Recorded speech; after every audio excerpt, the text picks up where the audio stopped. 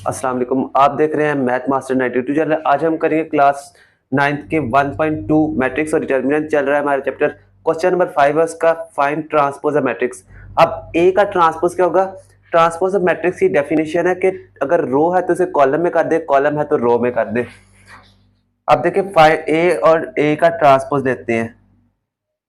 अब ये है कॉलम में, इसको करना है हमने रो में, तो 0 पहले आ जाएगा, 1 आ जाएगा और -2। अब ये आ गया ए का ट्रांसपोज। बी का ट्रांसपोज देखें। अब देखिए ये रो में है एक, इसे करना है हमें कॉलम में, तो 5 1 -6 ये कॉलम में आ गया। अब देखिए रो को कॉलम में चेंज करना है और कॉलम को रो में चेंज करना है।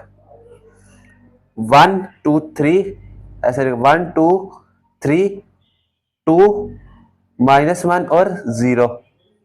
ये इसके A transpose, B transpose, C transpose हमने निकाल दिया। उसके बाद नेक्स्ट क्वेश्चन है, वेरीफाई इफ ए है, ए मैट्रिक्स है 1 2 0 1, बी मैट्रिक्स है 1 1 2 0। आप कहते हैं वेरीफाई करना है ए ट्रांसपोज का ट्रांसपोज इक्वल ए हो। तो पहले इसको सॉल्व करते हैं। ए ट्रांसपोज ले लेते हैं, ए का ट्रांसपोज ले रहे हैं, तो रो को कॉलम में और कॉलम को रो में। ये रो है, इसको चेंज करना है, तो आ जाएगा 1 2 और 0 और 1 आ जाएगा। अब इसका दोबारा ट्रांसपोज लेते हैं, ए ट्रांसपोज का ट्रांसपोज, इसका दोबारा ट्रांसपोज लेते हैं। एक मिनट, इसको वैसे ही लिखते हैं, 1 2 0 1 का ट्रांसपोज, दोबारा ट्रांसपोज दे रहे हैं, तो आ जाएगा इसको 1 और 2 आ जाएगा, 0 और 1। अब ये देखें ए के इक्वल लग रहा है, ये एक आ गया, दोबारा उसी तरह वापस बन गया। तो वेरीफाई हो गया कि ए ट्रांसपोज का दोबारा ट्रांसपोज लें तो इक्वल ए ही आ जाता है।